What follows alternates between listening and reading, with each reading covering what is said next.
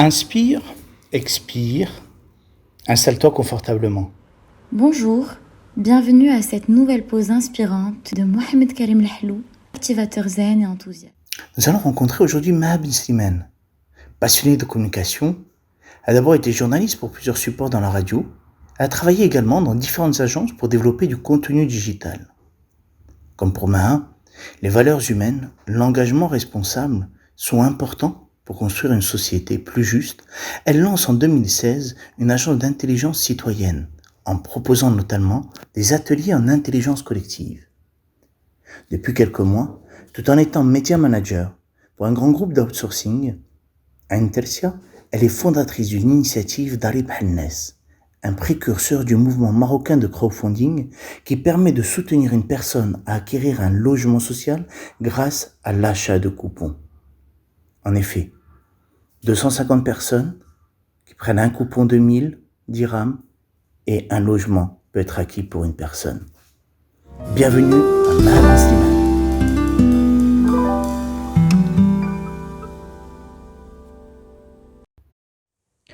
Maha, peux-tu nous parler de l'initiative Darib Hannes?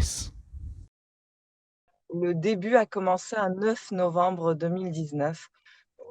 Tout a commencé avec le souhait et le rêve d'une petite fille qui disait quand est-ce que j'aurai une maison comme tout le monde, quand est-ce que j'aurai ma maison comme tout le monde.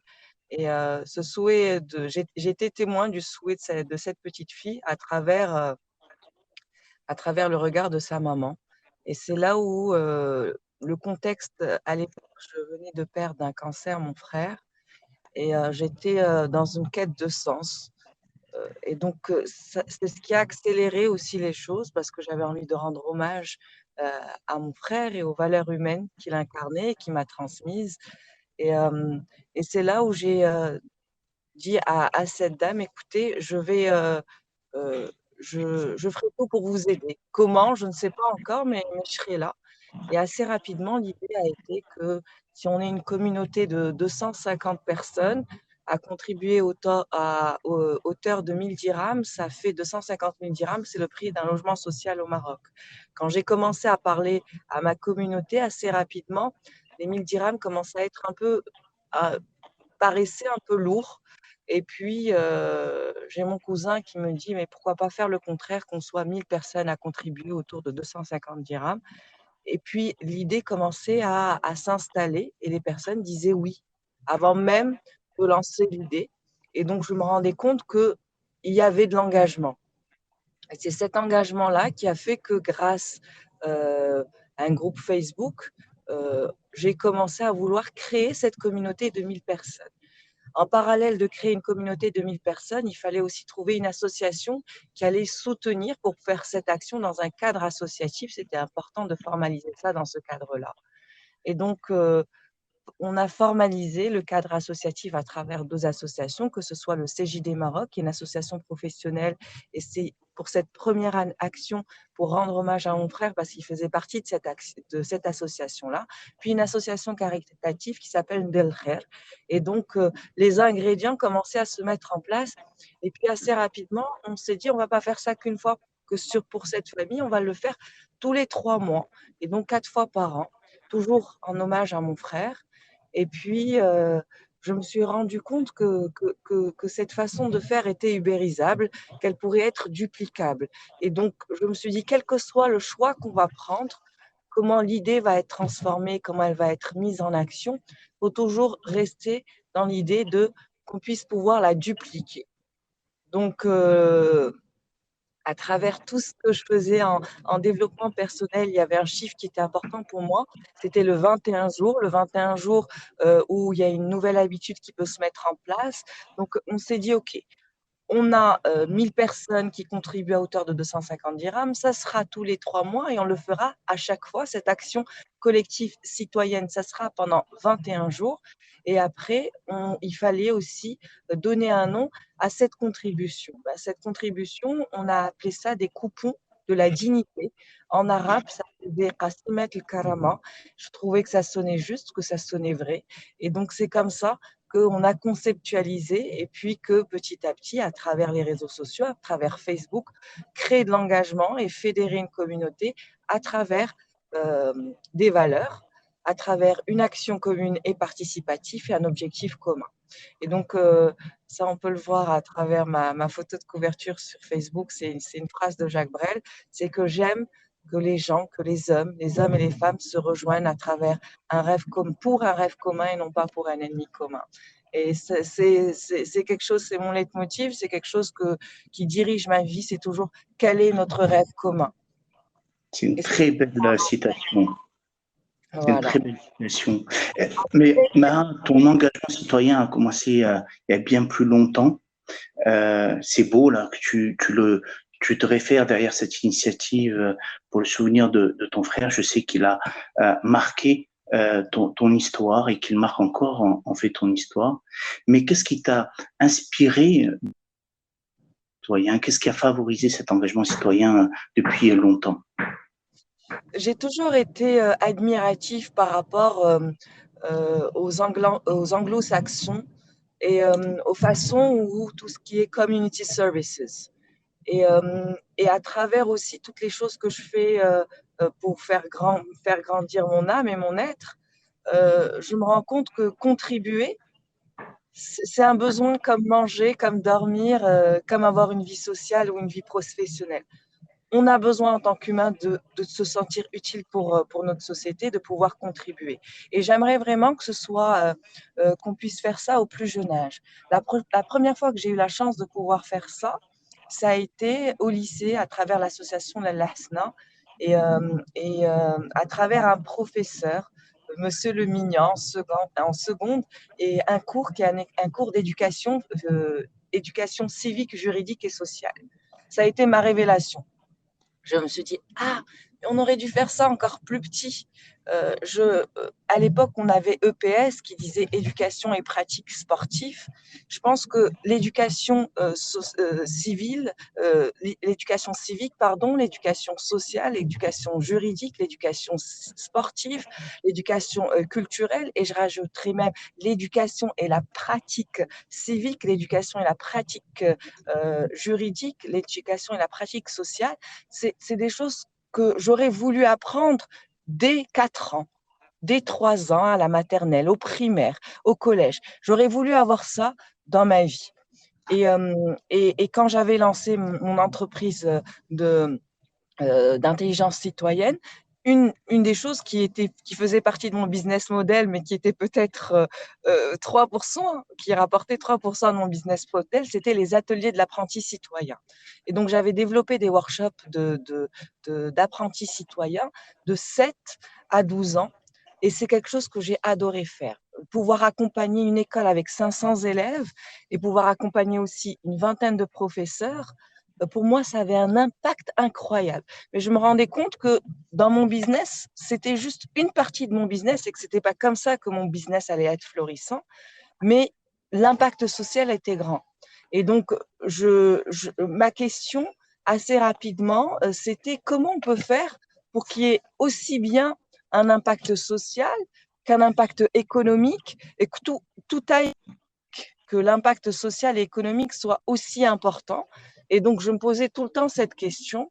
Et puis, effectivement, en parallèle, après l'orphelinat à l'Asna, quand j'étais à Hawaï, eh ben, une des activités, c'était aussi de pouvoir faire du community services. Donc, c'est quelque chose que je pense qu'on avait une association qui s'appelle Hand in Hand à l'époque. Donc, voilà, c'est encore une fois quelque chose qui s'est mis en place. Puis, quand on a le BDE au niveau des étudiants également, ça commence à se mettre en place. À mon époque, c'était encore timide, mais ça commençait à se mettre en place. Et puis, ma première expérience dans l'associatif, ça a été MNI pour l'éducation. On accompagnait des enfants entre 7 ans et jusqu'à l'âge de leur premier job à travers des cours de soutien scolaire. Et en fait, il y avait un système de parrainage à hauteur de 500 dirhams. Une partie était faite pour payer les professeurs, une partie qu'on donnait aux parents pour le transport, pour être sûr que les enfants soient là à l'heure les mercredis et les samedis. Et une partie de l'argent était épargnée pour quand ils vont être plus âgés, qu'ils puissent avoir cet argent accessible pour eux. Donc, ça a été, voilà, ça a été le début des actions que je faisais, mais je voyais bien qu'il y avait un effet à long terme, que c'était de la construction. Donc ma question était comment on pouvait construire un impact à, à court terme. Et donc à travers Darib Hannes, il y a eu aussi ça, il y a eu le fait de se dire, OK, très bien, c'est en 21 jours. En 21 jours, il y a un quick wins. Ouais. Et on voit le résultat. Les personnes qui contribuent voient la personne dans quelles conditions de vie elle était, voient la situation des enfants. Et ce qui a permis de tenir, c'était toujours me poser la question, focus sur les enfants. Intéressant, mais est-ce que toi, derrière cette idée-là de focus sur les enfants, parce que je vois bien que c'est quelque chose d'important pour toi, est-ce que ça rentre dans un cadre d'une vision du monde, de comment tu vois soit la société marocaine, soit l'humanité, pour toi, comment tu la verrais dans son idéal? Je pense que c'est peut-être un concept qui doit te parler, c'est l'enfant intérieur. Je me connecte à l'enfant intérieur de tout le monde, c'est-à-dire l'enfant qu'on était. Adulte ou bien même, âgé d'un certain âge, on a toujours notre enfant intérieur. Dans quel état il est? Est-ce qu'il a été blessé? Est-ce qu'il a été accompagné? Est-ce qu'il s'exprime encore? Et donc, je me dis même je me focus sur la réalité de l'enfant d'aujourd'hui. Oui, un enfant qui a réellement, de sa naissance jusqu'à, sa majorité, mais même de l'adulte, je vais écouter son enfant. Qu'est-ce que cet enfant, qu'est-ce qu'il a vécu? Et donc, aujourd'hui, j'ai accompagné pour la première famille une personne que je connaissais. Je me suis et c'est le rêve de cet enfant-là, de cette petite de 6 ans. Mais à côté de ça, j'ai entendu aussi l'histoire de sa maman. Sa maman qui, à partir de 13 ans, a quitté chez elle et qui a travaillé dans une maison, qui de 13 ans jusqu'à la trentaine, travaillait de 8 heures jusqu'à pas d'heure. Où était l'enfance de cette dame? Cette dame qui a travaillé dans une maison où ses employeurs l'ont frappée. Cette dame qui s'est aussi enfuie un jour dans la rue, qui s'est retrouvée dans une association pour pouvoir juste manger et dormir. Donc petit à petit, je me connecte à l'humanité de chacun. On raconte l'histoire de Jean. Darib Halnes, c'est Ness.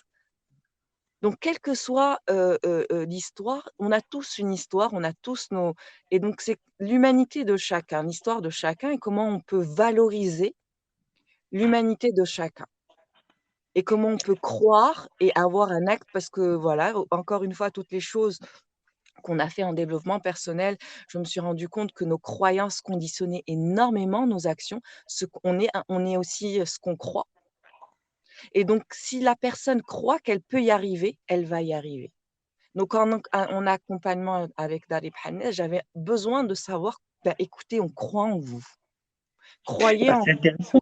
Bah, parce que tu dis, on croit en eux, et derrière ça, ce que j'entends, c'est que pour toi, cet enfant intérieur, cet enfant, de manière générale, a une aspiration dans cette vie. Il est là pour euh, accomplir quelque chose, en fin de compte. Et ton idée, c'est comment accompagner les personnes à se connecter à cette aspiration. complètement, complètement et puis ça c'est pour ça que je parle de rêve, on a tous des rêves, on rêve tous j'aime bien l'idée de dire que si on a la possibilité de le rêver, c'est que c'est faisable. Sinon, on n'aurait pas eu la possibilité de rêver ça. Donc c'est un peu voilà, donc encore une fois, je vais me connecter sur ce qui va nous réunir en tant qu'humains. C'est comme ça qu'il y a une énergie créatrice et c'est comme ça qu'on peut le faire de manière participative, qui va faire que 1000 personnes vont être OK. Qu'est-ce qui va faire qu'une multitude de 1000 personnes vont être OK, quelle que soit notre culture, quelles que soient nos différences, quelles que soient nos croyances, quelles que soient nos pratiques, nos comportements. C'est un Ah, langage commun, c'est un rêve commun et vachement puis intéressant. Attends, hein, et et puis je te coupe. Par rapport à cet engagement commun, toi qui travailles aujourd'hui dans un groupe comme Intelsia, est-ce que cette entreprise te soutient? Est-ce que les gens de l'entreprise te soutiennent dans ton initiative? Est-ce qu'il y a un va-et-vient entre ce à quoi toi tu aspires et les aspirations de l'entreprise? alors moi j'ai lancé Darib Hannes en 2019. J'ai rejoint Intelsia en fin 2020, donc 1 an après.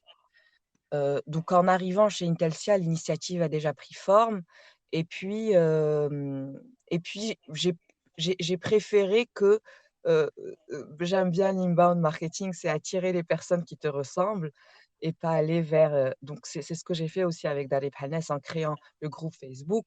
Je racontais l'histoire et c'est les personnes qui voulaient adhérer ou pas. Personne, voilà, c'est sur du volontariat. Donc au départ, c'était assez comme ça, c'est-à-dire que les personnes ont vu ce que je faisais, donc automatiquement, j'ai eu des collègues.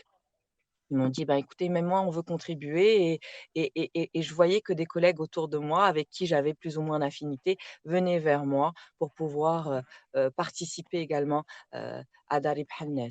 Et puis, assez rapidement, là, en ce moment, ce qui est juste incroyable, c'est, le directeur des, solutions applicatives au niveau de IT Solutions, et je savais qu'il avait créé beaucoup de plateformes et donc je lui pose la question, je lui dis: «Écoute, voilà, il y a la loi du crowdfunding qui vient d'être lancée en février. J'aimerais pouvoir créer une plateforme de crowdfunding, j'aimerais pouvoir encore plus formaliser ça.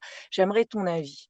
Et en fait, il s'est pas arrêté à me donner son avis. Il m'a dit: «Écoutez, Maha, ce que je te propose, c'est de faire, heu, que mon équipe puisse, t'accompagner comme si c'était un appel d'offres de n'importe quel client d'Intelsia et puis on puisse te proposer et répondre à cet appel d'offres et puis, t'accompagner à développer cette plateforme-là, selon, les possibilités, les conditions que le Maroc et que le cadre propose aujourd'hui.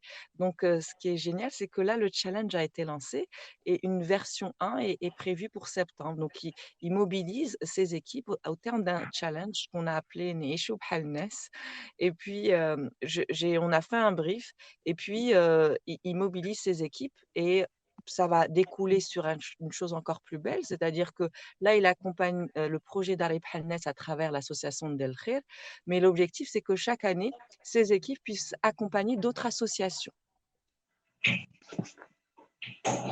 Excellent.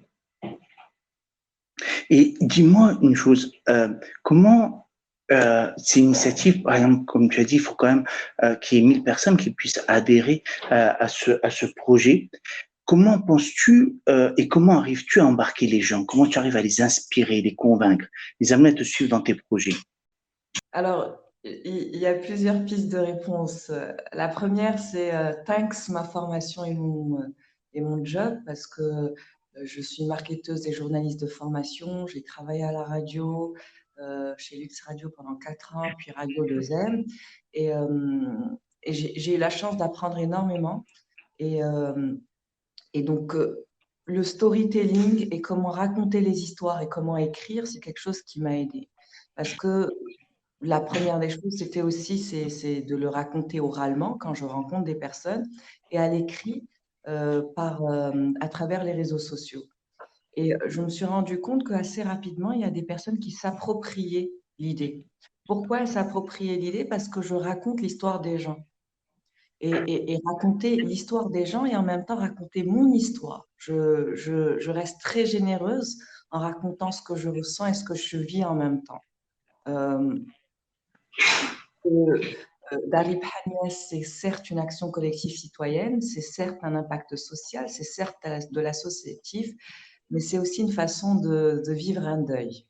C'est comment on processe un deuil. Je crois que on parlait de les choses communes, on a des rêves, on a tous des rêves, mais aussi sur Terre, ben, on est tous amenés à perdre un proche, une personne qu'on aime. C'est aussi quelque chose qu'on vit tous, un jour ou l'autre. Donc, ces deux choses, d'un moment rêver, continuer à rêver, tout en, il y a des moments dans la vie qui sont difficiles, comme le fait de vivre un deuil. Le deuil peut être aussi multiple. Ça peut être réellement parce qu'une personne n'est plus là, mais on peut faire le deuil de beaucoup de choses dans notre vie. Tu m'as posé la question tout à l'heure, Karim, en me disant qu'est-ce qui a fait que peut-être l'associatif, c'est quelque chose qui venait, ou ton engagement citoyen, c'est quelque chose qui venait il y a longtemps. Euh, le fait de processer un deuil, c'est aussi quelque chose qui vient depuis mon adolescence. J'ai perdu mon père quand j'étais en seconde et c'est quelque chose que j'ai très, très mal vécu. Je l'ai vécu, la douleur, c'est très rapidement est devenue chronique et s'est installée en souffrance. Donc, quand j'ai perdu mon frère, la première, physiquement et physiologiquement, mon corps m'a dit, il est hors de question que je revive ça. Donc, c'était un instinct de survie qui s'est mis en place. Dari Bhalnes est là aussi grâce à cet instinct de survie, où il y avait une histoire d'urgence. Ça devenait de l'urgence. Et donc, j'avais besoin de raconter ce qui se passait en racontant ce qui se passait en moi et en parlant vrai, ça faisait écho avec d'autres personnes. Et donc, assez rapidement, des personnes se sont appropriées Nari Bhalnes en me disant ben, moi aussi, où j'ai perdu.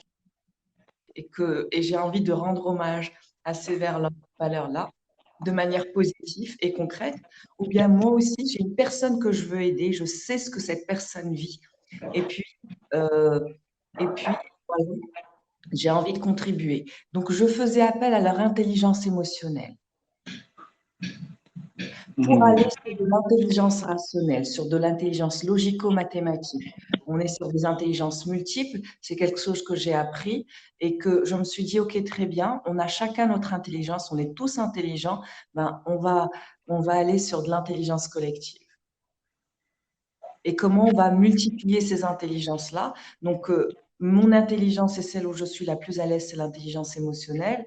Et puis aussi, j'ai une intelligence assez rationnelle, logique, où de manière mathématique, on se rend bien compte que 1000 fois 250, ça fait 250 000 dirhams et que le résultat est là. On a une suite logique très, très simple.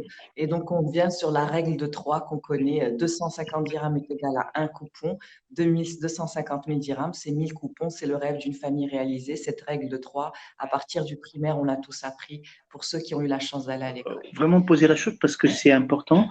Passer de l'intelligence émotionnelle parce que on est tous des êtres vivants, on est tous des êtres humains et donc avec nos émotions, on réagit avec nos émotions. De là, on peut aller vers une intelligence logique. Et j'aime bien donner des juste après, on passe à l'intelligence collective puisque c'est par cette contribution de l'ensemble qu'on va y arriver. Vraiment super, Maha, cette précision. Merci Karim. Et puis, donc, ce qui a été beau, ce qui était sûr, c'est que il fallait aussi avoir une vision holistique. C'est ce qui me donne du sens aujourd'hui. Et c'est ce que j'aime avec mes amis dans mon boulot. J'aime bien voir la chose dans son système en entier et pouvoir avoir quels sont les liens, quels sont les différents liens entre les différentes choses. Donc, il y a des choses de mes 36 ans sur Terre qui remontaient. Il y avait quelque chose qui était important, c'était on est beaucoup à vivre du secteur informel au Maroc. Quand on a un logement, qu'est-ce qui se passe? On a notre logement, la première chose qu'on va, c'est on va récupérer le magana de Toelma, c'est-à-dire qu'on va aller, d'abord on paye nos impôts sur ce logement-là. D'accord? Ensuite, on va aller avoir notre eau électricité, on va commencer à payer de notre eau électricité. Puis, en général, on est travaillé, des fois, les personnes sont dans l'informel ou ne sont dans le formel. Donc, on va savoir par rapport à leur assurance maladie, est-ce que pour ceux qui travaillent, ils sont déclarés à la CNSS ou bien est-ce qu'ils ont au moins le RAMED? Est-ce qu'ils sont inscrits au RAMED? Ensuite, on s'intéresse aux enfants. Les enfants, est-ce qu'ils vont à l'école? Est-ce qu'ils ont une éducation de qualité? Est-ce que l'école est à proximité de la maison? Et donc, assez rapidement, le hashtag d'Ali Bhalnes s'est accompagné de 3 autres hashtags. Sahti Bhalnes, Qrati Bhalnes et Khedmti Bhalnes. Et donc, dès le départ, j'avais ces 4 piliers de la dignité où je me disais déjà, ce qu'on va faire, c'est que je vais demander aux ambassadeurs de la dignité, parce que la première famille qu'on a accompagnée, aujourd'hui, on a accompagné 8 familles, on a accompagné 32 personnes. Donc, la première famille que j'ai accompagnée, je leur dis, moi, je m'engage avec vous à vie. C'est-à-dire qu'on offre un logement, ça, c'est concret, c'est aussi de l'argent qui est mis en place, mais par contre, à travers mon réseau, à travers mon temps, à travers mon expertise, je serai là pour que les parents aient un travail stable, que la petite ait une éducation de qualité et que ces gens puissent avoir aussi la possibilité de se soigner décemment quand il sera question de se soigner. Et donc, comment on choisit les familles? Aujourd'hui, je suis la première à avoir choisi la famille. Les autres familles, je ne les connaissais pas. Comme mes amis et mes proches m'ont soutenu, m'ont fait confiance à moi, sans me poser trop de questions, en me disant, comme on te fait confiance, toi, Meha, tu veux aider quelqu'un, on sera là pour aider cette personne. Eh ben, c'est exactement de cette même manière que d'autres personnes que je connais, en qui j'ai confiance, s'ils souhaitent aider une personne, je ne poserai pas beaucoup de questions, j'irai vraiment dans l'essentiel en disant, très bien, tu veux les aider, on sera là pour les aider, de manière intelligente, de manière collective. Donc, il y a cet acte de foi, cet acte de confiance qui est important. La deuxième famille, troisième, quatrième, cinquième, sixième, septième, huitième, c'est des ambassadeurs de la dignité, des gens qui ont été inspirés, qui se sont inspirés, qui m'ont inspiré, se sont transformés en parrains ou en marraines pour accompagner d'autres familles. Donc, il y a un accompagnement de cette manière-là. Et c'est quelque chose qu'on veut aider. C'est une bande de potes, c'est une bande de proches, c'est une bande de personnes qui se sentent liées ou ont tissé un lien de confiance, qui veulent contribuer. Et c'est cette volonté qui fait fédérer, c'est cette volonté qui fait inspirer. Et C'est donc, génial. on est là, et cette volonté est duplicable. On fait ça au Maroc, mais peut-être qu'on pourra le faire à Casablanca, dans d'autres villes, d'ailleurs à Rabat. Il y a une personne qui m'a contactée, que je ne connais pas, et qui a voulu faire comme nous. Aujourd'hui, ils ont réussi en 21 jours. Comme nous, j'ai juste passé les best practices. C'est quelque chose que j'ai dit dès le départ. Notre action est open source. Toute personne qui se sent investie, qui croit en ce qu'on fait, on passera tous nos best practices et tout notre knowledge pour que d'autres personnes puissent aussi se créer entre groupes, en amis, encore créer une communauté de confiance pour créer de l'impact social, de l'impact citoyen, de l'impact direct, de l'impact mesurable et de l'impact concret et palpable. Tu as cette volonté, et c'est vachement intéressant, de vouloir créer de l'impact autour de toi. Aujourd'hui, au Maroc, il y a des personnes qui sont dans cette même volonté que toi, à travers le monde aussi, bien sûr, mais on sait que on vit, et souvent il y a des personnes qui baissent les bras face aux difficultés. Toi, Maha, qu'est-ce que tu pourrais donner comme conseil? Qu'est-ce que toi qui es dans le partage, euh, face aux difficultés que tu vis dans ton projet, comment tu arrives à surmonter ces moments, ces difficultés? C'est intéressant, hein, Maha, de dire Oui. qu'il y a quelqu'un qui tout à l'heure a participé à écouter ton intervention. Il disait, mais c'est ce qu'on devrait faire aussi pour notre association qui soutient des femmes. Et donc, c'est formidable, Maha, parce que je te remercie beaucoup pour ta générosité. Vraiment ta générosité, parce que tu as partagé vraiment de l'ordre de l'intime pendant ce podcast. Et vraiment, je te remercie beaucoup pour cette générosité. Moi, ce que je retiens, c'est d'abord le fait que, oui, la vie est faite de moments difficiles et on peut rebondir. Pour rebondir, toi, ce que tu allais chercher, c'est d'abord d'apprendre de tes erreurs et plutôt que de t'isoler, c'est d'aller chercher dans le collectif comment dépasser ces moments difficiles. La deuxième chose, c'est que on passe de l'intelligence émotionnelle à l'intelligence logique et on passe en fin de compte à l'intelligence collective. Donc ce côté collectif pour toi est vraiment super important et notamment quand tu nous partages par exemple comment aujourd'hui ce projet d'Arib Hannes passe à Creative Hannes ou l'Akhdemti Hannes fait que aujourd'hui tu es en train de créer un mouvement qui permet de dupliquer cette approche et je trouve ça vraiment super, Mara, que autour de toi, tu puisses développer cette communauté et cet enthousiasme, cette initiative, euh, de pouvoir concilier ta vie de famille, parce que tu es une maman, tu es une épouse, Oui. tu es une fille, tu es une sœur, mais également une amie, et travailles, tu as de grandes responsabilités dans le groupe Intelsia, et c'est formidable que tu puisses aussi euh, appréhender et montrer l'exemple que notre vie est complète dans l'ensemble, parce que tu l'as dit, à un moment donné, il faut aussi donner du sens à ce qu'on fait, à journée, à notre semaine. Et ça, c'est génial parce que c'est aussi dans toutes ces facettes qu'on peut arriver à donner du sens. C'est pas juste dans un domaine en particulier. Quand on a une difficulté, on apprend à la dépasser. Et il y a des méthodes. Ma méthode, ça a été en engageant ma communauté, en me sentant soutenue. Ma méthode, ça a été de faire une contre-méthode parce que ce qui s'est passé pendant mes études, plus jeune, j'ai décidé de m'isoler. Je me suis isolée, j'étais en retrait, je ne verbalisais pas. Et puis le problème commençait à grandir, j'alimentais le problème. Au lieu de me diriger vers la... Aujourd'hui, ce qui a été, ok, très bien, je vis un deuil, je perds un des piliers de ma vie, un deuxième pilier de ma vie n'est plus là.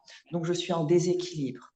Est-ce que je choisis de tomber et de souffrir ou est-ce que je choisis de me relever et de chercher un nouvel équilibre, de tendre vers un nouvel équilibre? Ça a été ma première question. Donc ma première question a été, ok, très bien, pourquoi je vais faire ça? Donc, il faut savoir, Karine, que moi, j'ai passé des périodes assez difficiles où c'est arrivé au point où je me suis enfermée pendant 5 mois chez moi dans une pièce, où j'ai décidé de ne plus aller dans la vie sociale, parce que la vie sociale ne m'intéressait plus telle qu'on me l'a présentée après la mort de mon père. Des amis peuvent tester où j'ai coupé court et de manière assez brutale avec certains de mes amis. Ben, aujourd'hui, j'apprends de mes erreurs. Quels sont les learnings? Donc, à ce moment-là, j'avais compris que rejeter la société, me couper de la société, n'était pas une solution. Alors aujourd'hui, me connecter socialement a été une solution pour moi. Fédérer une communauté a été une solution. Mobiliser l'intelligence collective a été une solution. Parce que seul dans des problèmes complexes, ça c'est un des workshops que j'ai développé, c'est comment, à quel moment on mobilise l'intelligence collective. Quand c'est difficile et qu'on est expert, qu'on a la solution, ça va être difficile, mais on va y arriver. Mais quand c'est complexe et qu'on n'a pas seul la solution, et bien là, on mobilise l'intelligence collective. Comme je n'avais pas la solution seule, que je ne pouvais pas y arriver seule, la seule façon était de mobiliser l'intelligence collective. Merci pour ton écoute et au plaisir de te retrouver pour une prochaine pause inspirante. Reste inspiré et connecté, le monde va aussi évoluer grâce à toi.